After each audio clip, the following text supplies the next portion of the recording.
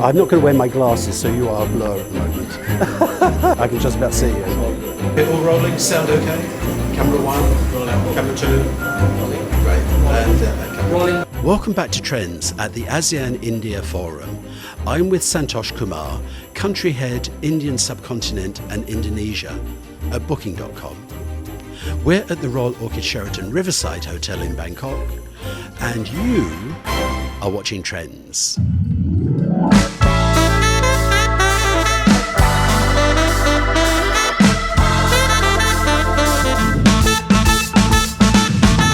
Santosh, how is the Indian bookings for Booking.com into ASEAN looking for this year and over the past couple of years? Yeah, so, I think it's important to understand the broader context in order for me to answer that question. If you see sort of the evolving travel behavior or the evolving travel landscape in India post the pandemic, Indian travelers in general, if you look at the economy as well, it's one of the most booming economies, especially in the emerging markets. Given that India has a very young population, 65% of the population today is below the age of 35, discretionary incomes are increasing. There has been a tremendous amount of direct flight connectivity and easing of visas, especially when we talk about, the short duration markets. So all of that has aided to a tremendous, robust outbound travel economy from India. Obviously, it's not a surprise that after China, a lot of countries today, both in short and mid-haul markets, have been targeting the Indian traveler, and we've been seeing that consistently play out in the last couple of years. ASEAN region is no exception to that.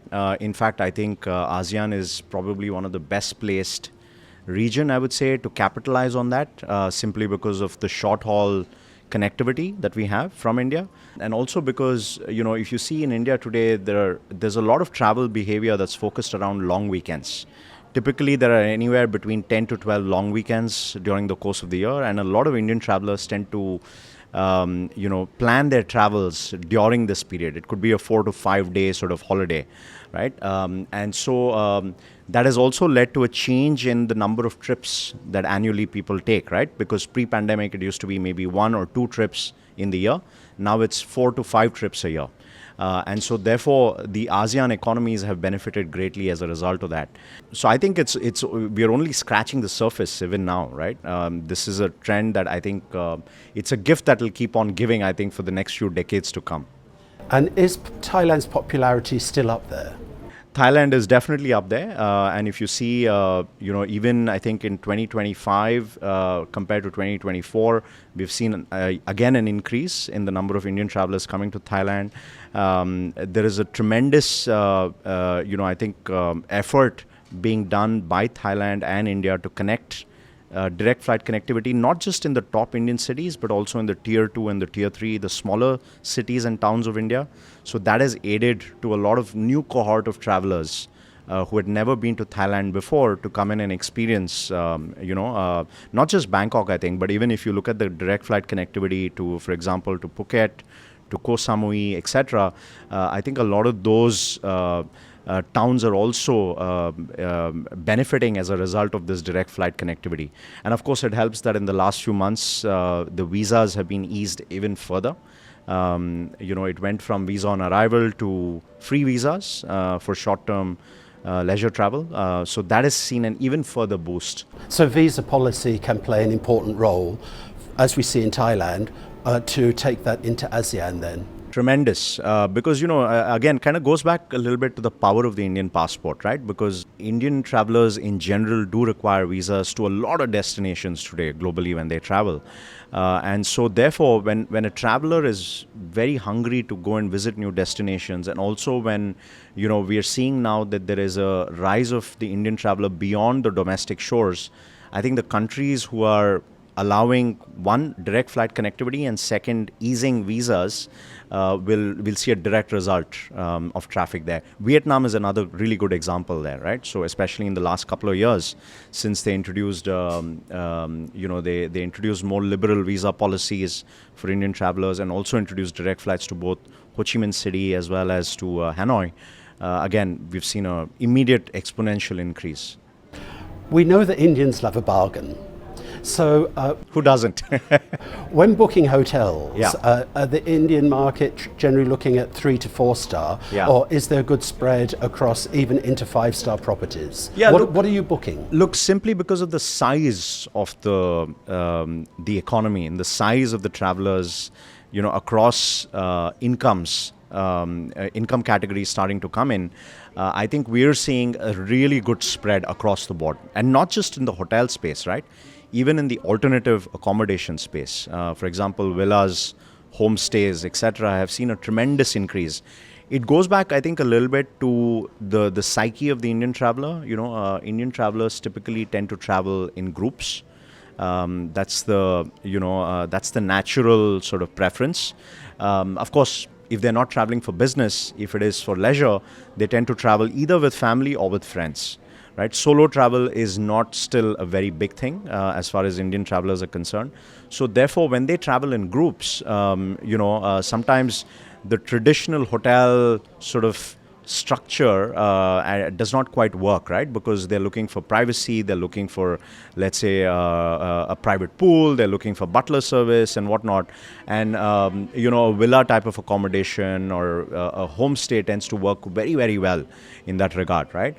We've also seen that there is a huge influx of Indian travelers traveling for specific events, whether it is birthdays, whether it is anniversary celebrations, whether it is events, tremendous Indian weddings, right? Events. I'm saying music concerts, sports festivals, but also weddings, like you're saying. So all of that has been aiding sort of a spread of accommodation, I would say, that's being utilized across the board. Traditionally, the Indians have been attracted to city, like Bangkok, for shopping. Yes. Beach, again, shopping, the fun, the nightlife. Sure. Is eco now on the list for new generation? It's a good question. Look, we've been running a sustainable travel report for the last several years now, right? And what I see is every year, Indian travelers exhibit one of the highest inclinations to travel sustainably. But these are, at the end of the day, these are surveys, right? These are sentiment driven. And what we are seeing is, at the moment yet, that intent hasn't led to conversion, right? It also goes back to a couple of things, right? Number one, sustainable accommodation in general, it continues to be a problem statement, right? Because from a discovery standpoint, it's still not easy. If you're somebody who is naturally looking to find a sustainable accommodation when you travel, today, from a discovery standpoint, it's not straightforward, right? So we've tried to sort of solve for that in a couple of different ways. One is we've tried to educate more partners and suppliers, in terms of collaboration with, for example, the UN, to put out free courses, to put out, trainings and whatnot, to help partners sort of upskill and make sure that they're introducing efforts leading to sustainability in their accommodations.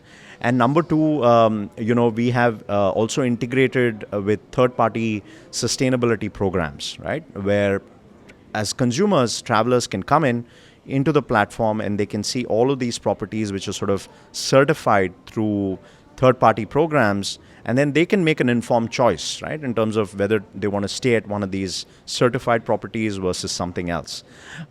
So I would say it's still early days. It also goes back to the fact that, when you think about airlines versus accommodation, very different ballgame when it comes to sustainability, right? Because at the end of the day, you've got 400 airlines in the world globally, and you've got millions and millions of accommodation listings. And you can't really hold, a small homestay in Krabi to the same sustainability standards as you would probably like a Ritz-Carlton or a Four Seasons, right? So therefore, it's not a straightforward conversation. I think it's, there's a lot yet to be done. And a lot of that is also building education and awareness, not just on the partner side, but also on the consumer side, right? So I'm still hopeful. I think at the end of the day, to summarize and give you a very quick, sort of phrase on this is, intent has not quite led to conversion just yet. But having said that, very hopeful that it will start to do that as we see more of these efforts come through. Quickly, what trends do you see over this year and next year in Indian tourism into Thailand and ASEAN? Are there any profound trends that you're seeing? Yeah. Is there anything that the young generation is driving? Yeah.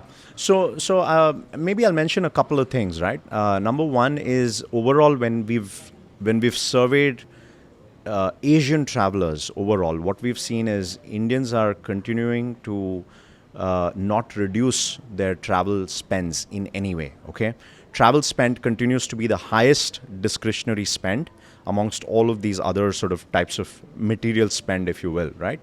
And if you see Gen Z and millennials are exhibiting the highest amount of inclination to spend on travel versus other things, right? So, and I think that augurs very well for everybody.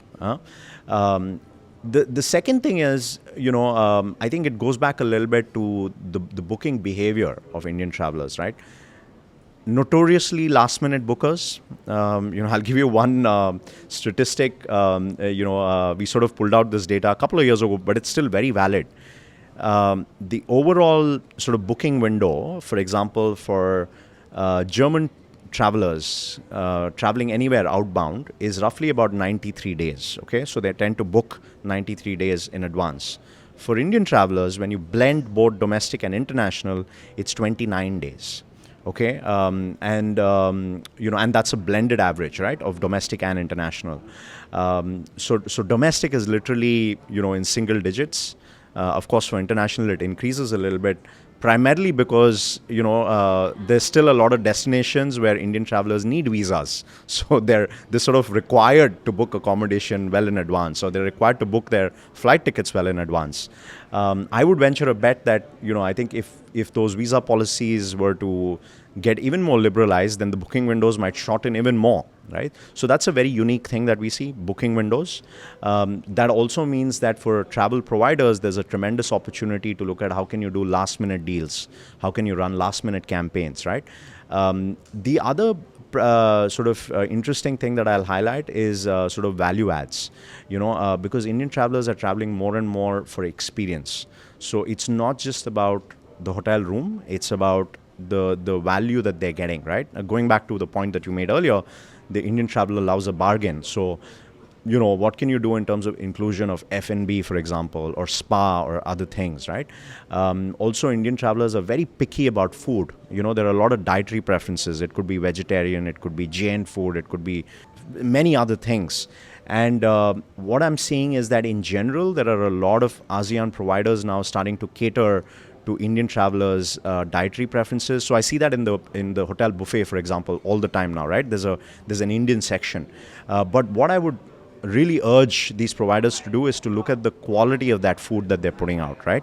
The palate or the expectations of Indian travelers tend to be a bit unique in that regard, right? The spice level, for example, right? And for providers who are investing more in that, looking at, for example, hiring, let's say, Indian cooks or other cooks who are understanding these palates really well, are the ones I think who will benefit more from in-property spend, right? So I think those are some of the key things that I would mention. And final comment from you. Looking at 2026 and the short-term future, would you say Indian outbound tourism, in your view, optimistic and growth, status quo, or caution? Cautiously optimistic is my view. Look, in spite of the geopolitical uncertainty that's happening, in spite of a couple of incidents that have happened even in India in the last quarter, travel demand has not suffered, right? And so therefore, I continue to be very optimistic. Also looking at kind of GDP growth, per capita GDP increasing, etc. All of the indicators continue to be very, very positive. Santosh Kumar from Booking.com, thank you so much for being with us on Trends today at the ASEAN-Indian Forum. I wish you a great program today and thank you. Thank you so much. It's a pleasure. Thank you. Kapkun Krab.